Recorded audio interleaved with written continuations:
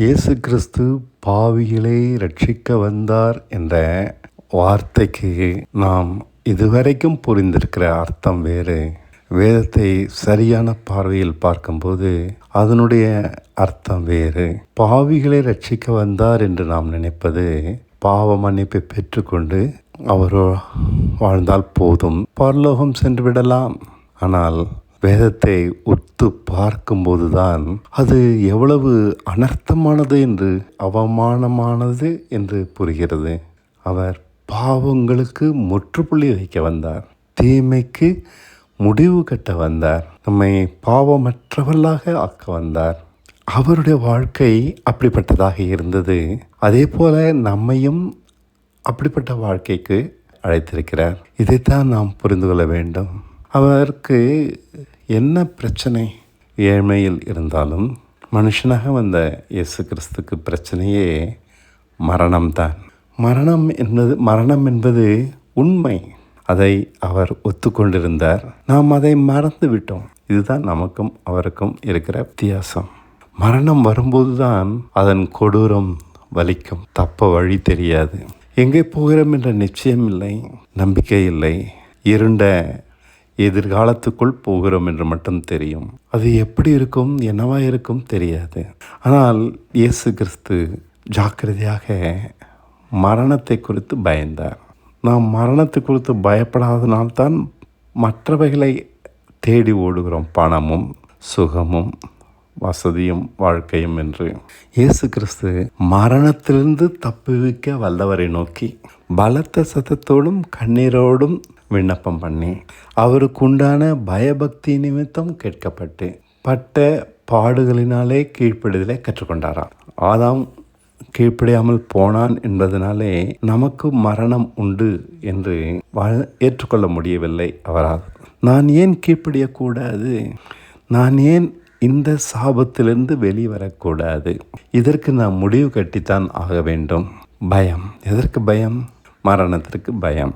நாம் எதற்கோ பயப்படுகிறோம். பரீட்சைக்கு பயம், நாம் வைத்திருக்கிற நகை களவு போய்விடுமோ என்ற பயம், பிள்ளைக்கு உடம்பு சரியில்லை ஆகவிட்டால் பயம், சொத்தை குறித்து பயம், மனைவியை குறித்த பயம், அவளுக்கு என்ன பதில் சொல்வது என்ற பயம். ஆனால் இவருடைய நிலைமையை பாருங்கள். இந்த மரணத்தை உடைக்க வேண்டும். இந்த மரணம் எனக்கு வாய்க்கக்கூடாது. ஆதாம் கீழ்ப்படியாமல் போனதுனாலே நான் ஏன் மரணத்துக்குள்ளாக வேண்டும்? என்னுடைய முடிவு ஆதாமுடைய முடிவு அல்ல. நான் கீழ்ப்படிய ஆயத்தம். தேவன் என்ன சொன்னாலும் கேட்க ஆயத்தம். எப்படி நடக்க சொன்னாலும் நடக்க ஆயத்தம்.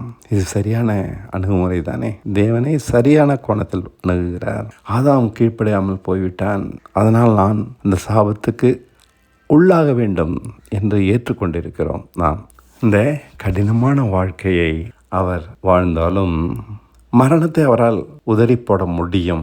இந்த கடினமான வாழ்க்கையை கீழ்ப்படியும்படிக்கு வாழ்ந்துவிட்டால் சரியாகிவிட்டது. இந்த அப்ரோச், இந்த வித அணுகுமுறை அழகாக இருக்கிறது இல்லையா? மரணத்திலிருந்து தப்புவிக்க வல்லவரை நோக்கி அவர் விண்ணப்பம் பண்ணி பயபக்தி நிமித்தம் கேட்கப்பட்டாராம். அவருடைய பயபக்தி எதற்கு? தேவனை குறித்து பயபக்தி. அவர் சொல்லுகிறபடி வாழ வேண்டும் என்ற பயபக்தி. ஒரு மதத்தையோ ஒரு சபையையோ சபை போதர்களையோ சபை உபதேசத்துக்கோ பயந்த ஒரு வாழ்க்கை அல்ல. தேவனுக்கு பயப்பட மரணம், தான் சந்திக்க போகிற மரணம் அவருக்கு கற்றுக் கொடுத்து விட்டது. அவருக்கு உண்மையாக இருந்து விட்டு போகிறேன், ஒரு முறை தானே வாழப்போகிறேன், உண்மையாக நடந்து விட்டு போகிறேன், அவர் எனக்கு மரணத்தை தருவாரா உண்மையாக நடந்து விட்டால்? இதுதான் அவருடைய அணுகுமுறை. நீர் என்ன சொன்னால் நான் கேட்கிறேன், நான் பணிந்து போகிறேன். மரணத்தை எனக்கு சம்பவிக்க பண்ணக்கூடாது, அதை நான் உடைக்க வேண்டும், அதிலிருந்து விடுதலையாக வேண்டும். இப்படி அவர் தேவனை நோக்கி கூப்பிட்டதினாலே தேவன் அவருக்கு இறங்கினார். கீழ்ப்படிதலை இதனால் அவர் கற்றுக்கொண்டார் என்றால் என்ன? அது ஒரு பாடம். சாதாரணமாக நமக்கு புரியாது. அது கற்க பழக புரியும். அவர் கற்றுக் கொடுக்கிறார். யார்? தேவன் பிதா கற்றுக் கொடுக்கிறபடினாலே இந்த பாடத்தை அவர் பிதாவிடம் படிக்கிறார். தேவன் ஒருத்தர் தான் இந்த பாடத்தை கற்றுத்தர முடியும். ஏனெனில் தேவன் ஒருத்தர் தான் நம் வாழ்க்கையின் மேலே அதிகாரம் உடையவர். பிதா, முழு பொறுப்பும் அவருக்கு உண்டு. அவர் ஒருத்தர் தான் எனக்கென்று சித்தம் கொள்ள முடியும், என் வாழ்க்கையை வடிவமைக்க முடியும். அதை பற்றி, எதிர்காலத்தை பற்றி அவர்தான் தீர்மானிக்க முடியும். தேவன் செய்கிற வேலையை ஒரு பாஸ்டரோ, ஒரு மூப்பரோ, ஒரு தேவ மனுஷனோ, யாராக வேண்டுமானாலும் இருக்கட்டும், செய்ய முடியாது.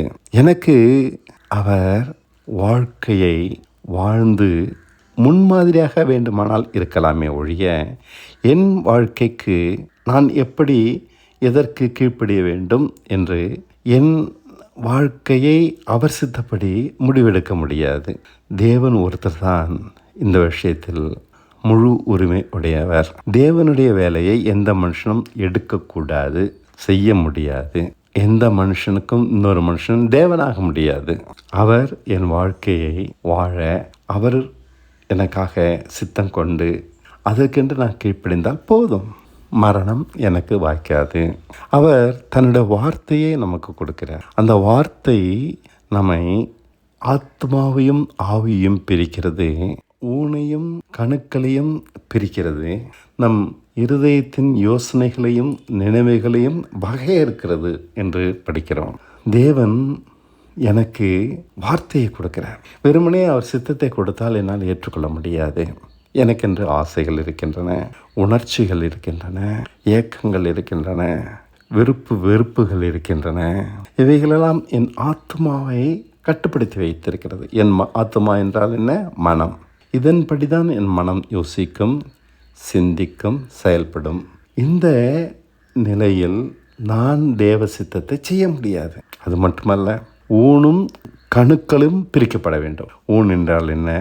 மாமிசம் என்று வைத்துக்கொள்ளலாம். என் எமோஷன். கோபம் வந்த உடனே அடித்து விடுகிறோம், அல்லது கோபம் வந்த உடனே திட்ட ஆரம்பிக்கிறோம் அவதூறாக. கோபத்துக்கும் அடிப்பதற்கும் அவதூறாக திட்டுவதற்கும் என்ன சம்பந்தம்? ஒன்றுமில்லை. அவனை கொல்ல வேண்டும். கொன்றுவிட்டால் கோபம் திருந்து விடுமா? தீமைக்கு பதில் தீமை செய்ய வேண்டும். ஒரு தீமையை பார்த்தவுடன் கோபம் வருகிறது, அதற்கு பதில் அதிக தீமை செய்ய வேண்டும், பயமுறுத்த வேண்டும், பதிலுக்கு பதில் தீமை செய்து. இதுதான் கணுக்கள். குழந்தைக்கு பசிக்கிறது, அது அழுகிறது, உடனே அதுக்கு ஆகாரத்தை கொடுக்குறோம். அப்பொழுது அந்த குழந்தை ஒன்று புரிந்து கொள்கிறது, அழுதால் எனக்கு நான் நினைக்கிறது நடக்கும் என்று புரிந்து கொண்டு அதுக்கு எதெல்லாம் வேண்டுமோ அதற்காக அழ ஆரம்பித்து விடுகிறது. இதுதான் கணுக்கள். அதனுடைய மனதில் பதிந்து விட்டது, அழுதால் காரியம் நடக்கும் என்று. இப்படி அழுதையே சாதிக்க முயற்சிக்கிறது. கொஞ்ச நாள் கழிச்சு அந்த அழுகையை நம்ம அசட்டை பண்ணிடலாம், அது வேறு விஷயம். நம்மளோட மாம்சத்தில் இப்படி பலவித கணுக்கள் இணைந்திருக்கின்றன. நம்முடைய செயல்களை அது தீமையாக மாற்றுகிறது, நம்மை கட்டுப்படுத்துகிறது. நாம் மீறி செயல்படுகிறோம். நாம் விரும்பாத வகையில் நம்மை கட்டுப்படுத்த முடியாதபடி மாறிவிடுகிறோம். காயினை போல. காயின் தான் சிறந்த உதாரணம். அவன் விரும்பி கொள்ளவில்லை, அவனை மீறி செயல்பட்டு விட்டான், கோபம் வந்தது, கொலையாகிவிட்டது. தேவனும் இப்படிப்பட்ட நம்மை அவருக்கு கீழ்ப்படுகிறேன் என்று சொல்வதனாலே நடத்திவிட முடியாது. நமக்கு தன்னோட வார்த்தையை அனுப்பி நம் ஆவியையும் ஆத்மாவையும் இரண்டாக பிரிக்க வேண்டும். நம்முடைய ஊனையும், அதாவது மாம்சத்தையும் கணுக்களையும் இரண்டாக பிரிக்க வேண்டும். கோபம் வந்தாலும் தீமை நம்மிடமிருந்து புறப்படக்கூடாது. நிதானம். தீமைக்கு பதில் நன்மை செய்வது எப்படி? நாக்கு கட்டுப்பாட்டில் தான் இருக்கும். கோபம் வந்தாலும் அவதூறு பேசாது. இப்படி தான் நம்மை வார்த்தையானது நம் மாமிசத்தை செயலிழக்க வைக்கிறது. நம் மனது ஆசைகளை தேடி ஓடுவதற்கு பதில் தேவ சித்தத்திற்கு அடங்க பழகுகிறது. நம்முடைய ஆவியும் ஆத்மாவும் ரெண்டாக பிரிவதினாலே நம் இஷ்டப்படி வாழ்வதற்கு பதில் நமக்கு பிடிக்காவிட்டாலும் தேவ சித்தத்தின்படி வாழ பழகுகிறோம். இதுதான் ஆவியும் ஆத்மாவையும் இரண்டாக பிரிப்பது. நாம் உணர்ச்சியுள்ள மனுஷர்கள், நம் உணர்ச்சிக்கு அடிமையாக இருக்கிறவர்கள் தேவ சித்தத்திற்கு அடிமையாக இப்பொழுது மாறுகிறோம். இயேசு கிறிஸ்துக்கு வலித்தது தான், ஆனால் விரும்பித்தான் சிலுவை சுமந்தார், சம்மதித்து தான் சிலுவை சுமந்தார், அதனுடைய கொடுமையை அறிந்து தான் சிலுவை சுமந்தார். தன்னை அடிக்கிற சேவகர்கள் கொடூரமானவர்கள் என்று அவருக்கு தெரியும், ஆனாலும் அதற்கு ஒப்பு கொடுத்தார். பிடிக்காத ஒன்றை ஏற்றுக்கொள்வது. ஆவியும் ஆத்துமாவும் பிரிந்த பின்புதான் இதை ஒருவர் செய்ய முடியும். எல்லோரும் சிலுவை சுமந்துவிட முடியாது. தேவ வசனம் ஒவ்வொருவனை இப்படி பிரித்து தேவ சித்தம்தான் பெரியது என்று உணர்த்திய பின், புரிந்து கொண்ட பின் சிலுவையை ஒருவன் சுமக்கிறான். அவருக்கு ஒரு நம்பிக்கையை தேவன் கொடுக்கிறார். 3ஆம் நாள் உயிரோடு எழுந்து விடுவாய். நம்ப முடியாத நம்பிக்கை, ஏற்றுக்கொள்ள முடியாத நம்பிக்கை, நிச்சயமில்லாத நம்பிக்கை. தேவன் சொன்னார் என்பதனால்தான் அதை நம்ப முடியும். வேறு எந்தவித ஆதாரமும் கிடையாது. அவர் ஏற்றுக்கொள்கிறார். அந்த நம்பிக்கையினால்தான் இந்த வலி 12 மணி நேரம் தானே, ஒரு கொடுமையான ஒரு நிலை, சகித்து விட்டு போகிறேன், முடிந்தது. இப்படித்தான் மனம் தேவ சித்தத்திற்கு கீழ்ப்படுகிறது. தேவன் என்ன செய்தாலும் எப்படி நடத்தினாலும் கீழ்ப்படிவேன் என்று சொல்வது அவ்வளவு எளிதல்ல. தேவ வசனம் ஒருவனை புடமிட்ட பின் இப்படி மாறுகிறது. இதுதான் தேவன் முதலில் நம்மிடம் செய்ய வேண்டியது. இதை தேவன் ஒருத்தர் தான் செய்ய முடியும். எந்த மனுஷனும் இன்னொரு மனுஷனை மாற்ற முடியாது. தேவன் தன்னுடைய வார்த்தையை கொண்டு நம் மனதை திருத்துகிறார். அப்போதுதான் நம் இருதயத்தின் நினைவுகளும் யோசனைகளும் வகையறுக்கப்படுகின்றன, சரியான கோணத்திலே பார்க்கிறது. இப்பொழுது வகையறுக்கப்பட்ட பின் சிலுவை பயமாக இருக்காது. வகையறுக்கப்பட்ட பின் சிலுவை நம்பிக்கையாக இருக்கும், சந்தோஷமாக இருக்கும், கடந்து போக வேண்டிய, மறக்கப்பட வேண்டிய ஒரு விஷயமாக இருக்கும். இயேசு கிறிஸ்துவுக்கு இது முடிஞ்சு போச்சு. அதனால தான் அவர் கடைசியில் பெருமூச்சோட சொல்கிறாரு, முடிந்தது என்று. சகிச்சிட்டாரு, அவ்வளோதான். அவருக்கு தெரியும் இது ஒரு விஷயமே இல்லை.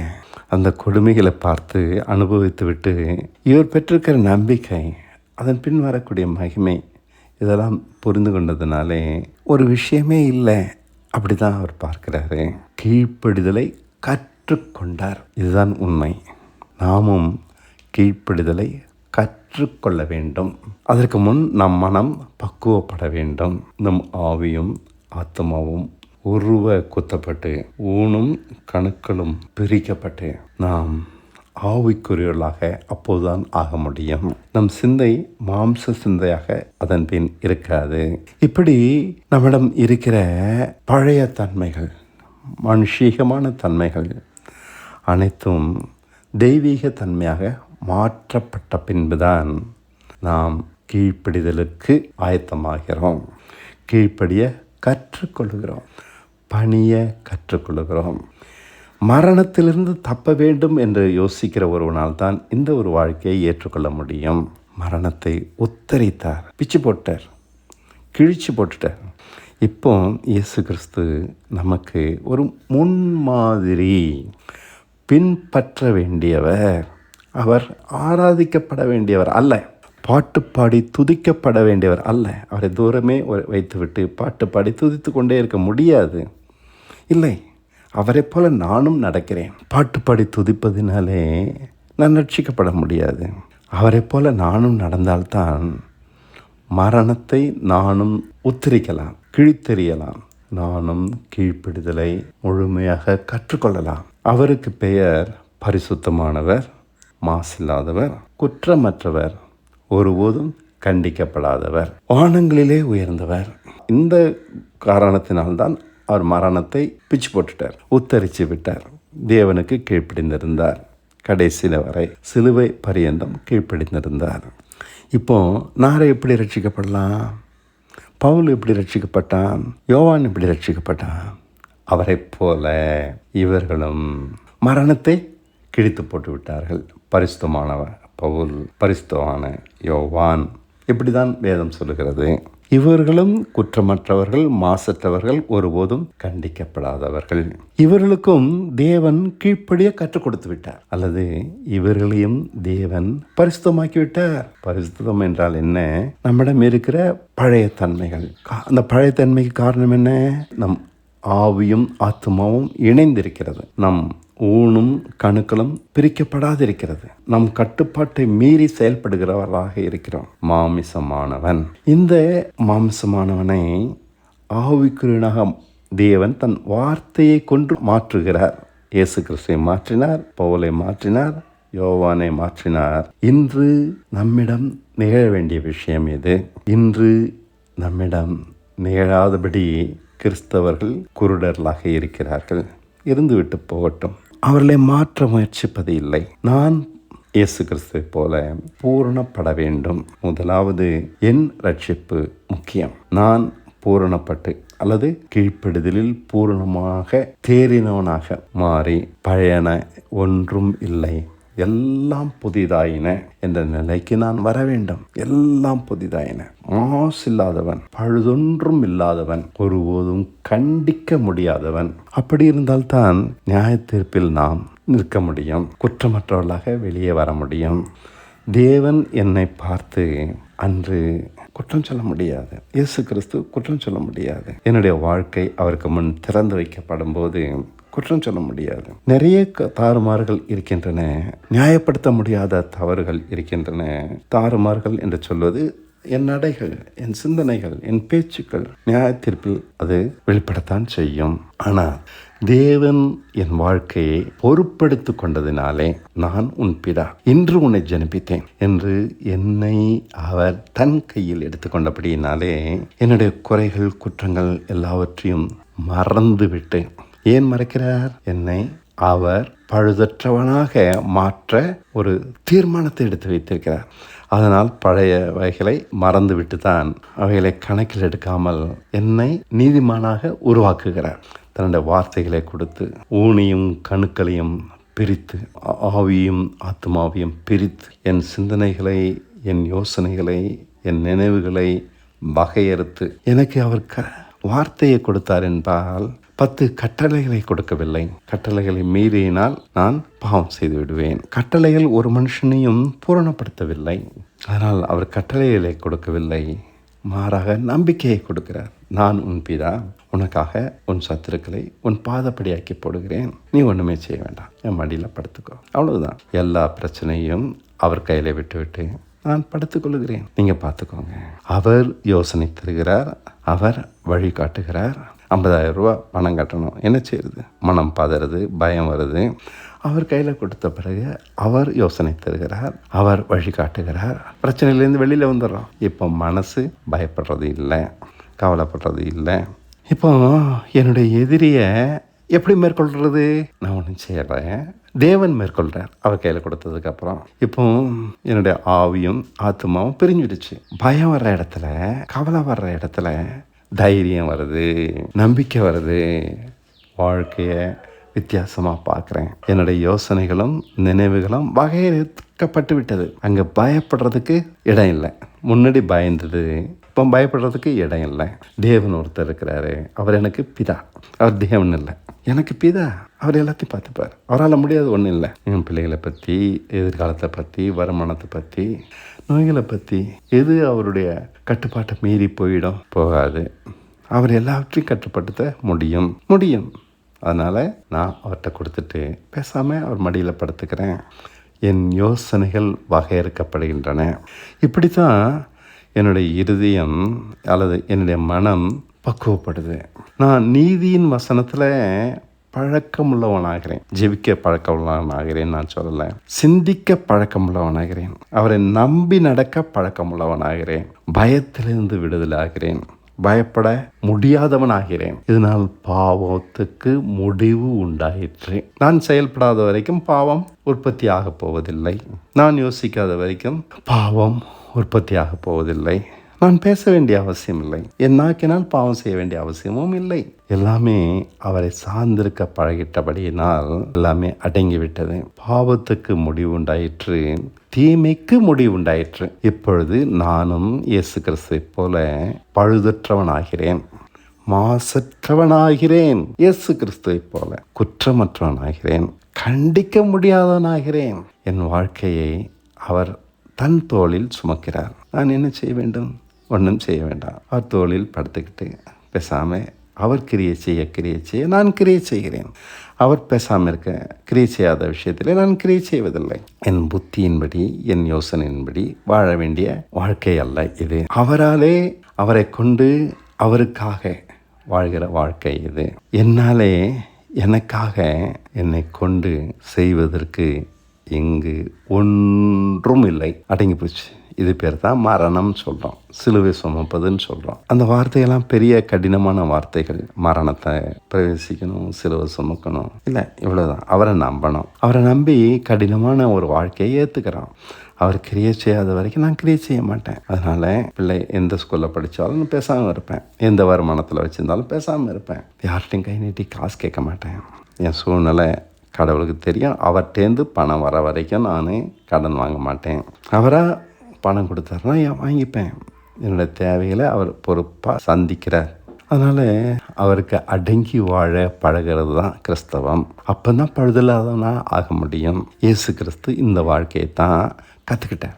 மரணத்திலிருந்து தப்புவிக்க வல்லவர் இந்த வாழ்க்கையை இயேசு கிறிஸ்து கற்றுக் கொடுத்தார். இந்த இயேசு கிறிஸ்து இப்போது நமக்கு கற்றுக் கொடுக்கிறார். இவர் பூரணரான பின்பு தமக்கு கீழ்ப்படுகிறவர்களுக்கு, எப்படி, என்னடா இது, தன்னை மன்னிப்பு வாங்குறவங்களுக்கா? இல்லை, தமக்கு கீழ்ப்படுகிறவர்களுக்கு. அவரை போல நாமும், அவர் பிதாவுக்கு கீழ்ப்படிந்தது போல நாமும் இவருக்கு கீழ்ப்படிய வேண்டும். நான் இப்போ சொன்னேன் இல்லையா, அப்படி. அப்போ நானும் பழுதற்றவனாவேன், மாசற்றவனாவேன், கண்டிக்க முடியாதவன் ஆவேன். தேவனுக்கு முன்னாடி, மனுஷருக்கு முன்னாடி அல்ல. தேவன் பார்க்கும்போது குற்றமற்றவன். இருக்கு நிறைய குற்றங்கள்லாம், பழசு பரவாயில்ல, புதுப்பிக்கப்பட்ட மனுஷன். அதான் அவர் நியாயந்திருக்க போகிறாரு. பழையவைகளை மறந்து விடுகிறார், மன்னித்து விடுகிறார். இவ்வளோதாங்க நம்ம கற்றுக்க வேண்டியது. தேவ வார்த்தை கொண்டு தான் நம்மை அவர் புதுப்பிக்கிறார், சீர்படுத்துகிறார். தேவ வார்த்தை நமக்கு அவசியம், அதை பற்றி கொள்ள வேண்டும். தேவன் கொடுத்த வார்த்தையை நாம் அலட்சியம் பண்ணுவோமானால் அவரால் நம்மை ரட்சிக்க முடியாது. யோசேப்புக்கு வார்த்தை கொடுத்தார், அதை காத்து கொண்டான், ஒரே ஒரு வார்த்தை தான். ஆபிரகாமுக்கு வார்த்தை கொடுத்தார், அதை காத்து கொண்டான், ஒரே ஒரு வார்த்தை தான். இதே போல தான் யாக்கோபுக்கும் வார்த்தை கொடுத்தார், காத்து கொண்டான். இவர்கள் எல்லோரும் நம்மை போல பாடுள்ள மனுஷர்களாக இருந்து வார்த்தையை காப்பாற்றியதுனாலே அவர்கள் ஆவியும் ஆத்துமாவையும் அது ரெண்டாக பிரித்தது. அவர்கள் ஊனும் கணுக்களும் ரெண்டாக பிரிந்தது. இதனால் அவர்கள் இஷ்டப்படி செயல்படவில்லை. அவர்கள் உணர்ச்சிகள் அடங்கியிருந்தன. இதனால் அவர்கள் மாம்சமும் அடங்கியிருந்தது.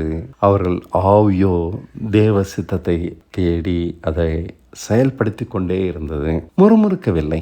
முறுமுறுப்பு எப்போது வரும்? ஊனும் கணுக்களும் பிரிக்கப்படாவிட்டால். அது இயல்பு. தேவனை சோதிப்பார்கள், பலவித யோசனைகள். எனக்கு இதை செய்யக்கூடாதா, அப்படி இதை செய்யக்கூடாதா, இதெல்லாம் கணுக்கள். மாம்சத்தை செயல்படுத்துகிற தூண்டுகோல். கணுக்கள் என்ன, அதை தூண்டிவிடும். இப்போ உடைச்சி போட்டுற, இந்த ஜாயிண்ட்டை உடைச்சிடுற. அப்போ கை இல்லாத கால் இல்லாத பிண்டம் அது எதுவுமே செயல்பட முடியாது. அதனால் அங்கே முறுமுறுக்காது.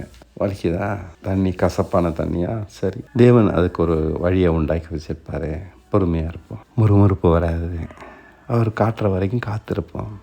இப்படித்தான் தேவன் கொடுத்த வார்த்தை நம்மை சிதைச்சி மாம்சமான நம்மை ஆவிக்குரியவனாக மாற்றி விடுகிறது. அப்போ எந்த பிரச்சனையும் நம்மை பாதிப்பது இல்லை, கடந்து போகிறோம்.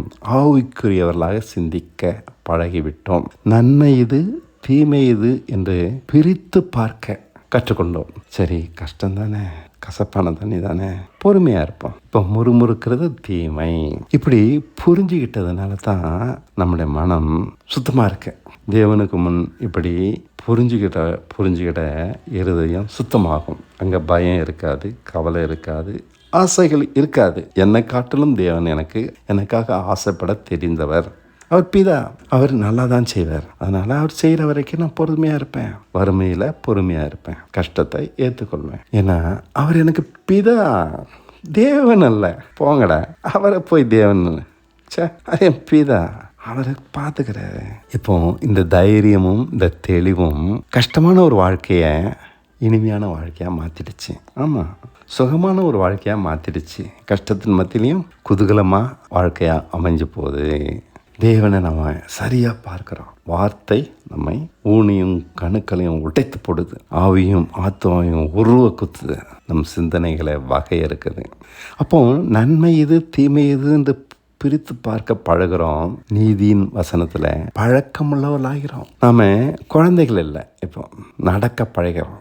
ஆரோக்கியமான பலசாலிகள், எதிர்த்து நிற்க முடியும், எந்த சூழ்நிலையும் எதையும் ஜெயிக்க முடியும். நம்ம வார்த்தையினால நீதியின் வசனத்தில் பழகிட்டதுனால இயேசு கிறிஸ்துவை போல அவருடைய செங்கோல் நீதியுள்ள செங்கோலாக இருக்கிறது. அவர் வானங்களை பழைய வஸ்திரம் போல சுருட்டி போடுவார்.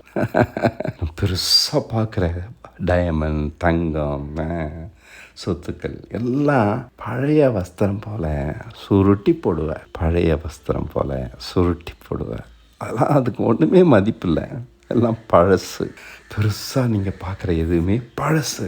அவரால் சுருட்டி போட போகுது. ஏன்னா என் கையில் நீதியின் செங்கோல் தான் இருக்கும். அவரை போல் நான் கீழ்ப்படிய கற்றுக்கிட்டேன். அதுதான் பெருசே ஒழிய இந்த உலகம் எனக்கு பெருசு இல்லை. என் மனம் பக்குவப்பட்டுடுச்சு.